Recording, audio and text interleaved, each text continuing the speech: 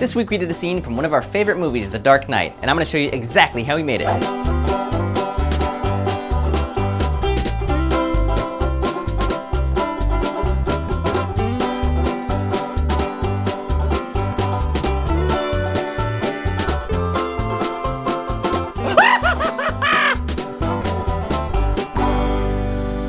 Alright, we did a scene with the Joker in the past because our friend Piat does an amazing Joker impression, and we chose the pencil trick.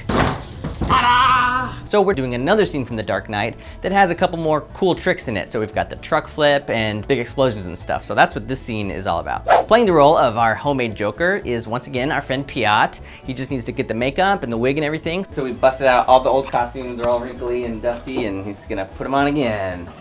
We built the interior of the truck where Joker sits, and that's the back wall, and then white behind it, that's where the actual back of the truck is. You can see it out the window. And then we have the side window. Then the front, we've got two pieces of plexiglass to stand in for the windshield. We put some little pieces of clear tape, bundled them up into little circles to kind of simulate the bullet holes. So he just sits there and acts like he's driving the truck and then holds onto a piece of garden hose as the steering wheel. Hey, you guys going on a road trip? Where are you going? Oh, we're just gonna go see the Batcave.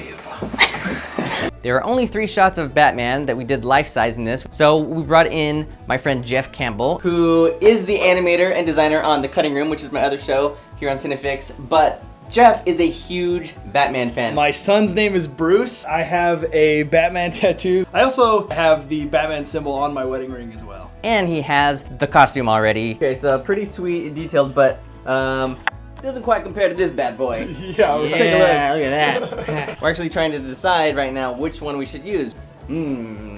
So we kind of did a mix of some of our homemade costume pieces from before and some of his really authentic looking costume and made sort of a hybrid. We do see a little bit of the bat pod in those shots, so we built part of it, which is basically made out of a PVC frame, which he can hang on to, and then Ben added on some stuff like fake guns taped to the sides. For the arm pieces, he's hanging onto the PVC pipe, but he's also hanging on to knee pads with a piece of cardboard kind of shooting out. So that kind of completes the look of the front of the pod, and he leans into it and grabs onto that thing. He even can lift it into the air because the shot where it lands, he actually just lifts it up and then lands it down like that. Get back here, Joker! There's a shot where we see the grappling hooks engaging and then firing. We did that on a sort of smaller scale, and we used those little claw things that you can kind of push and the little claws come out. A little bit different shape, but we thought that that was a really cool effect for the grappling hooks. We set up a roll of tape in the middle, so that's the tire. We've got the 2 little grappling hooks. We just used some straws on the sides as some extra pieces there, little erasers. And then in the shot where they fire, we made some separate little hooks that have some black string attached and then a fishing string on the front. And then Ben pulls the 2 fishing strings and those grappling hooks fire out. Nope. Hey. Then we moved on to the miniatures, and they all pretty much take place all within the city blocks, different corners and alleys and things. And we needed some taller buildings for Gotham City, so we made a full city block. So these are 2 real city streets in Chicago. With a Starbucks. And Ben also made a handful of other miscellaneous pieces.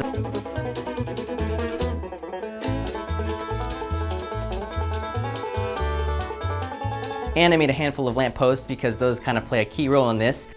All right, so the Bat Pod is a little toy that we had, but it didn't have Batman on it, so we bought a different motorcycle toy and took the guy from that, and he was just the right size to fit on our existing Bat Pod toy. Ben painted that black and added on the little ears, and then put on like the skin part with some paint, and then added on a little cape out of some tape. We needed a really tiny Bat Pod with Batman to go under the truck because the toy Bat Pod doesn't fit under it. So we made a little baby one for these shots where he goes under. Ben made this really tiny one out of 2 little beads, folded up some tape, and made sort of the basic shape of it because it goes by really fast. It doesn't have to be perfectly detailed. For the shot where we see the wheel spinning on the Bat Pod, Ben made a special replica just for those shots. He kind of just started with a piece of plastic for the seat, 2 rubber caps for tires, has like a little straw for an axle, and he put little G.I. Joe guns on the side of that front tire. And then we just wind string around it, and then when you pull the string really carefully, it unwinds and the wheel spins. 3. Oops. 3. Shoot, sorry. It took a long time to get that shot right. 3. Yeah. That's probably a good one. That was a good one. 3. Yeah, that was good. For those shots where Batman's going down the alley, we just set up some walls out of some cardboard. When he blasts his way through that dumpster, we just have the front of the dumpster as a little piece of cardboard, and then we cut a hole in one of the walls and put a pile of junk there, and then on the other side of the wall, Ben is just blowing and all the trash goes flying. At the end, when Batman flies into that wall and then rotates and flips over and lands, that was a really tricky shot to get just right. Normally we just have a wire attached to a stick and it moves in one direction, but this one has to spin so many different ways and rotate. So it's kind of an interesting physics problem. I don't know, it was just a matter of bending the wire at exactly the right places. And that way he can drive it in, hit the wall, rotate all the way 180 degrees around, and then flip back down. And he has to be able to control all of this from above without running into the building. So that was really the hardest part. The truck that Joker drives is a toy that we bought, and I cut some holes in the sides where the doors are supposed to be.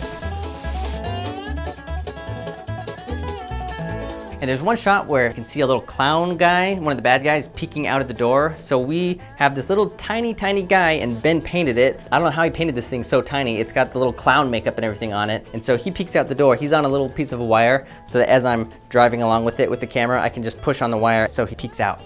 And then we get to the big climactic flip. That's the whole point of the scene. The first shot where the truck starts flipping was pretty straightforward. The truck is just on 2 pieces of wire, and then Ben can start driving it and then flip it up. And then the next shot, it flips towards the camera. We taped the bumper to the ground, and then there's 2 fishing strings that Ben's holding it up in the air. I'm moving the camera forward down the street. Ben drops the truck, and then I fire the smoke machine with one hand too, so we get smoke, and that all happens all at once. So that's it, that's the climax of the scene. The truck flips over in the middle of Gotham City streets. Time to go pick up some drive-through. Do you need a Batman spun in circles? Ben knows how. Ben knows how. And my hand. 1, 2,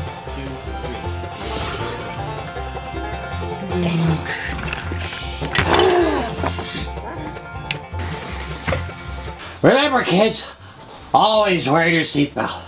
Ben and I are both working on projects. Mine might be the more exciting. It's several lampposts. Ben's making a, Batman's motorcycle, whatever. But the lampposts, really cool. Daddy Batman. Baby Batman. Let's go, son. All right, well, thanks for watching. Let me know if you have any other questions, and I'll try and answer back in the comments. And come back to CineFix every other Tuesday for brand new episodes.